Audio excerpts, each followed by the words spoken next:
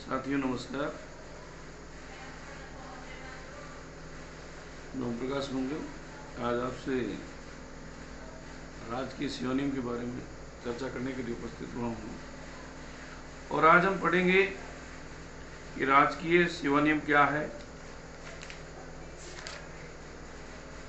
एक परिचय।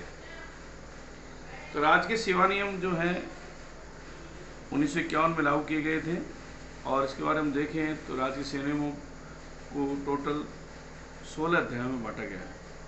उन 16 अध्यायों में से आज हम पहला अध्याय पढ़ेंगे और उस अध्याय को हम करते हैं extent of application. Extent of application means सामान्य परिचय। तो नियम नंबर 1 और 2 क्या कहता है कि राजस्थान राज्य से संबंधित सेवाओं और पदों पर नियुक्त व्यक्तियों की सेवा शर्तों के बारे में राजस्थान के राज प्रमुख की ओर से इन नियमों को बनाया गया। तो ये नियम किसने बनाए और क्यों बनाए गए और कब बनाए गए।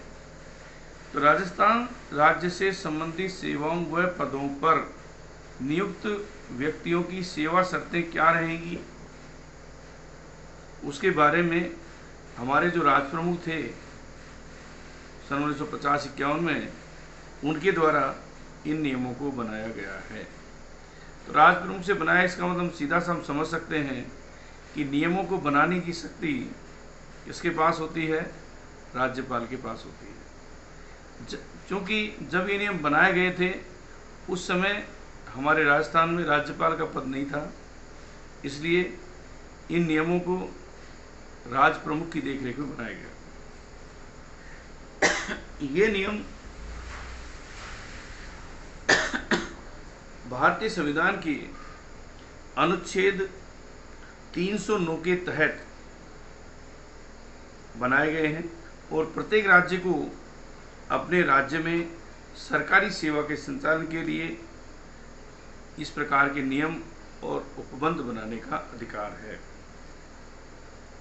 23 मार्च 1951 की अधिसूचना के आधार पर राजस्थान सेवा नियम राजस्थान में 1 अप्रैल 1951 से प्रभावी हुए तथा राजस्थान सरकार की सेवा में कार्यरत सभी कर्मचारी और अधिकारियों पर ये नियम लागू होते हैं।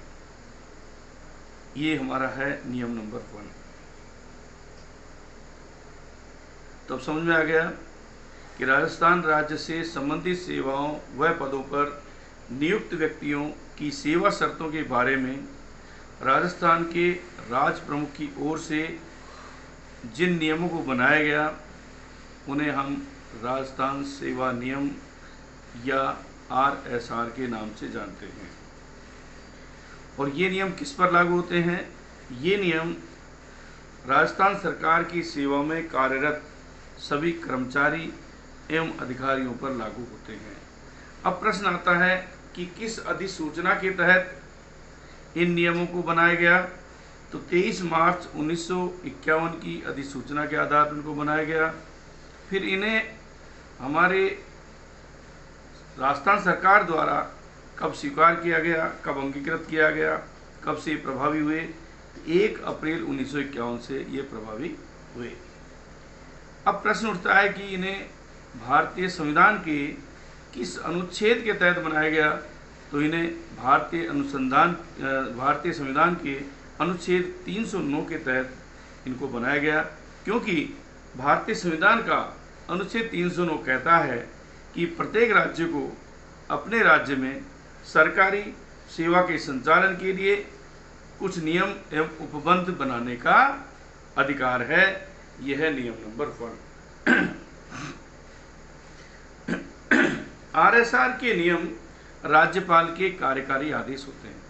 अब चूंकि आपको मैंने पहले ही बताया था कि 1951 में ये नियम राजस्थान के राज प्रमुख की ओर से बनाए गए थे। अब प्रश्न उठता है कि राजस्थान के राज प्रमुख की ओर से बनाए तो राज्यपाल जी कहाँ से आ गए? तो चूंकि जब ये नियम बनाए गए थे उस समय राजस्थान में राज्यपाल का पद उस समय बनाया नहीं गया था। उस समय राज प्रमुख ही यहाँ के मुखिया होते थे।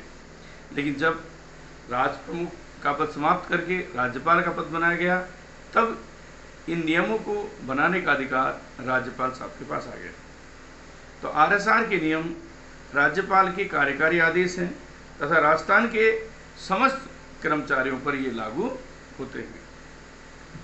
लेकिन अपवाद स्वरूप ये नियम यानी आरएसआर यानी राजस्थान सेवा नियम किन लोगों पर लागू नहीं होते? उनमें है राजस्थान में नियुक्त केंद्र सरकार के कर्मचारी या अन्य सरकारों से प्रतिनियुक्ति पर आए अधिकारी, इन पर आरएसआर के नियम लागू नहीं होते। तो आप बताइए किन पर लागू नहीं होते? तो आरएसआर के नियम केंद्र सरकार एवं अन्य राज्यों से प्रतिनियुक्ति पर आए अधिकारियों पर लागू नहीं होते। दूसरा, राजस्थान उच्च न्यायालय के न्यायाधीशों पर ये नियम लागू नहीं होते। इसके साथ ही राजस्थान लोक सेवा आयोग के अध्यक्ष एवं सदस्यों पर ये लागू नहीं होते। और वह कर्मचारी जिनका विपरीत परिस्थितियों में भुगतान आकस्मिक निधि से हो, उन पर भी ये नियम लागू नहीं होते हैं।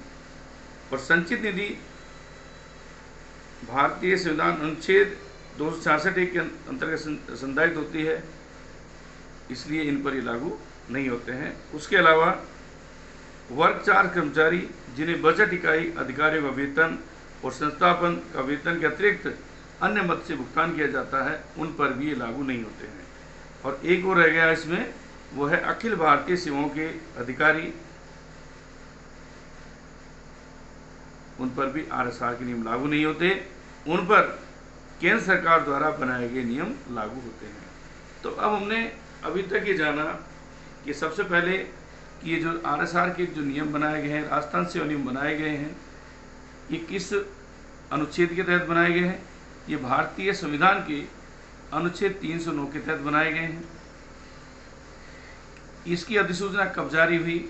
इसकी अधिसूचना 23 मार्च 1951 को जारी हुई और ये हमारे राज्य में कब से लागू है? 1 अप्रैल 1951 से लागू हुए हैं। तथा आरएसआर के नियम किसके कार्यकारी आदेश हैं? आरएसआर के नियम राज्यपाल के कार्यकारी आदेश हैं और ये राजस्थान के समस्त कर्मचारियों पर लागू होते हैं। और जिन पर ये लागू नहीं होते उनमें है राजस्थान उच्च न्यायालय के न्यायाधीश, केंद्र सरकार एवं अन्य राज्य से प्रतिनियुक्ति पर आए अधिकारियों पर लागू नहीं होते, आरपीएससी के अध्यक्ष और सचिव पर लागू नहीं होते, अखिल भारतीय सेवाओं के अधिकारियों पर ये नियम लागू नहीं होते और आकस्मिकता मद कंटेंजेंसी फंड से जिन कर्मचारियों का भुगतान किया जाता है उन पर ये लागू नहीं होते हैं। इसके अलावा वर्ग 4 कर्मचारी जिन्हें बजट इकाई अधिकारियों का वेतन और संस्थापन का वेतन के अतिरिक्त अन्य मद से भुगतान किया जाता है, उन पर ये लागू नहीं होते। अब हम इसके बाद नियम नंबर 3 पढ़ेंगे। नियम नंबर 3 क्या कहता है? राजस्थान सेवा नियमों में निहित किसी भी शक्ति और अधिकार का प्रयोग या प्रत्यायोजन वित्त विभाग के परामर्श के बिना नहीं किया जा सकता। यानी जब भी कोई सरकार को वैकेंसी की घोषणा करती है तो घोषणा करने के बाद उनकी फाइल वित्त विभाग में अनुशंसा के लिए भेजी जाती है और वित्त विभाग की स्वीकृति के बाद ही पद स्वीकृत होते हैं। क्योंकि वित्त विभाग के पास ये अधिकार है कि वह बताता है कि क्या हमारी परिस्थितियाँ ऐसी है कि हम इन नियुक्तियों को करने में सक्षम हैं। यहाँ पर नियम नंबर 3 ये कहता है कि राजस्थान सेवा नियम में निहित किसी भी व्यक्ति किसी भी शक्ति और या अधिकार का प्रयोग या प्रत्यायोजन वित्त विभाग के परामर्श के बिना नहीं किया जा सकता और वित्त विभाग किसी आदेश द्वारा यह निर्धारित कर सकता है कि किन किन मामलों में उसकी सहमति पहले से दी हुई मान ली जाए और किन मामलों में विभाग की सहमति प्राप्त करने के लिए प्रकरण प्रस्तुत करने होंगे। तो कई बार तो वित्त विभाग ये कहता है कि आप अपने हिसाब से कार्य कर लीजिए और कई बार वो कहते हैं कि आप प्रकरण बना के भेजिए, उसको हम पास करेंगे। तो नियम नंबर 3 क्या कहता है कि किसी भी प्रकार की सेवा नियम में निहित किसी भी प्रकार की शक्ति और अधिकार का प्रयोग या प्रत्यायोजन वित्त विभाग की बिना स्वीकृति के या बिना परामर्श के नहीं किया जा सकता। यह है हमारा नियम नंबर 3। तो हम समझ चुके हैं नियम नंबर 1 क्या है। नियम नंबर 1 यह है कि ये जो राजस्थान सेवा नियम जो बनाए गए हैं किस अधिसूचना के आधार बनाए गए हैं, कब इनको स्वीकार किया गया है, किस अनुच्छेद के तहत बनाया गया है और इन्हें बनाने का अधिकार किसके पास है और ये किन पर लागू होते हैं। नियम नंबर 2 कहता है कि ये किन पर लागू होंगे और किन पर लागू नहीं होंगे, उसके बारे में हम डिस्कस कर चुके हैं कि ये किन पर लागू नहीं होंगे। राजस्थान राज्य के राजस्थान उच्च न्यायालय के न्यायाधीश, राजस्थान लोक सेवा आयोग के अध्यक्ष एवं सदस्य, अखिल भारतीय सेवाओं के अधिकारी, केंद्र सरकार व अन्य राज्य सरकारों से प्रतिनियुक्त अधिकारियों पर एवं आकस्मिकता फंड या कंटिजेंसी फंड से भुगतान प्राप्त करने वाले व्यक्तियों पर, वर्चार्ज कर्मचारी जिनका वेतन अधिकारियों का वेतन और संस्थापन का वेतन के अतिरिक्त अन्य मद से भुगतान किया जाता है, उन पर ये नियम लागू नहीं होते। ये हो गया नियम नंबर 1 और 2। और नियम नंबर 3 क्या कहता है कि नियम नंबर 3 के अनुसार कि बिना वित्त विभाग की परमिशन के, बिना वित्त विभाग के परामर्श के किसी सेवा नियम नीति किसी भी शक्ति अधिकार का प्रयोग या प्रत्यायोजन नहीं किया जा सकता है। नियम नंबर 4 से 6 हम पढ़ेंगे। 4 से 6 क्या कहता है कि सरकार राजस्थान सेवा नियम में किसी भी प्रावधान को उचित प्रतीत होने पर शिथिल कर सकती है। यानी राजस्थान सरकार के पास ये पावर है कि सेवा नियम में किसी भी प्रावधान को यदि उचित प्रतीत होता है तो उसमें कुछ रिलैक्सेशन सरकार द्वारा दिया जा सकता है। और इसके बाद है कर्मचारियों के वेतन भत्ते, अवकाश व पेंशन से संबंधित नियमों में समय समय पर संशोधन करने का अधिकार किसके पास है? सरकार के पास है। तो पहला ये था कि सरकार को अगर लगे कि हमें इस नियम में संशोधन किया जाना चाहिए या करना चाहिए तो सरकार रिलैक्सेशन उसमें दे सकती है। नंबर 2, कर्मचारियों के वेतन भत्ते, अवकाश एवं पेंशन संबंधित नियमों में समय समय पर संशोधन करने का अधिकार भी सरकार के पास है। राजस्थान सेवा नियम के अधीन की गई किसी कार्रवाई या पारित आदेश को लोकहित में रिव्यू करने या इस संबंध में अधिकारियों को निर्देशित करने का अधिकार सरकार को है। और यह रिव्यू गलत तथ्यों के आधार पर या तथ्यों के बाद में सामने आने के आधार पर सामान्य आदेश जारी होने के 90 दिन की अवधि में किया जाएगा।